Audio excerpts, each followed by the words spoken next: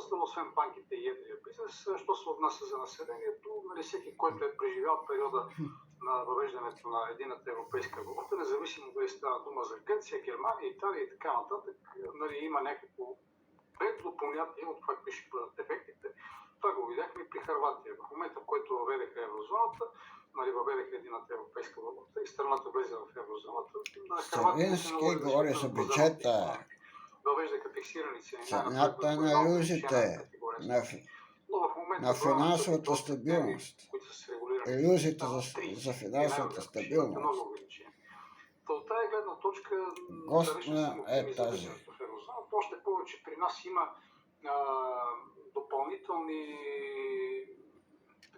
негативи, скелети в гардероба, които при Хърватия ги нямаше. Защото само едно обстоятелство, ако вземете предвид, че Ясно, че прави сравнение. В момента са 12%, в Хърватия бяха значително по-малки.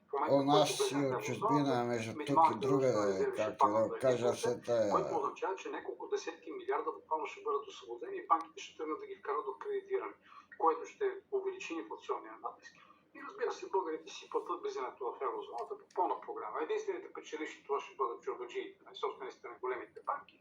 И до някъде тези, които в момента си живеят като едни предприемачи, но разбира се, за тях да ви попитам... Нито ЕС, нито НАТО. Господин Каримански беше... Трябва светкавично вън от НАТО ЕС.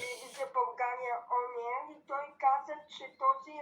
Да се махат американците от държавата има ни. голяма опасност. Тия окупатори да... Има проблем с заплащането на пенсиите. Вие такъв проблем виждате ли? Да не си махат базите и посолствата и да върват на майната си. Така че няма нужда някой да открива топлата вода. Предполагам, знаете, че горе-долу половината от разходите, с които трябва да бъдат осигурени за плащанията по пенсиите, идват като трансфер от бюджет. Това се вижда в тази графа, която е трансфер на абонирайте се за YouTube каналите Рачка Портиви Евроновини, Рачка Портиви Антисмрат, Рачка Портиви Народна медия, 13 милиарда трансфер, Рачка Портиви Антисмрат Народна медия, Рачка Портмедия Антисмрат Народна медия. И многото техни едноименни подобни YouTube канали, както и в Телеграм, Инстаграм, Бусти, Ръмбо, Фейсбук и Ютуб. В тези мрежи ми има като ви дигнат възрастта за пенсията, с посочените имена. 67, 89 на 70 години да го наймат на работа. Има канали, има групи, просто няма да имат право да като само за жителите на община Лучето. Във Фейсбук има група с това име, в Телеграм има група с това име. Които се правят, но в никакъв случай това няма да допринесе за, така да го кажем, за подобряването на стандарта на българското население, дори напротив. Макар че се учите, разбира се, като подобряване на стандарта. Сега, на следващото място... Инстаграм има канали с име Рачка Портиви Народна медия и Рачка Портиви Евроновини. В момента, в който България тръгна да влиза в Европейския съюз с тази огромна неравнопоставеност на доходите, с колеги предупреждавахме, че тази бомба с закъснител, която ще се, рано или късно ще гръмне. И сега същите хора, които набеждават колко е добре в Европейския съюз и колко е добре в еврозоната, без да се така структурират, както пишете за търсене, да бъдат ограничени тия негативни Време Рачков и всичко, че изкочи едно след друго. Какво печелим от тази? Парачка Портиви Евроновини. Трябва да бъдат взети, те трябваше да се вземат с задна дата. И че изкочат всички такива. Тогава трябваше да бъде отчетено, че Рачка Портиви Антисмърт и че изкочат всички такива. Човекопоток от хора, които ще отидат да се Рачка Портиви Народна медия, че изкочат всички такива. И едноименни подобни.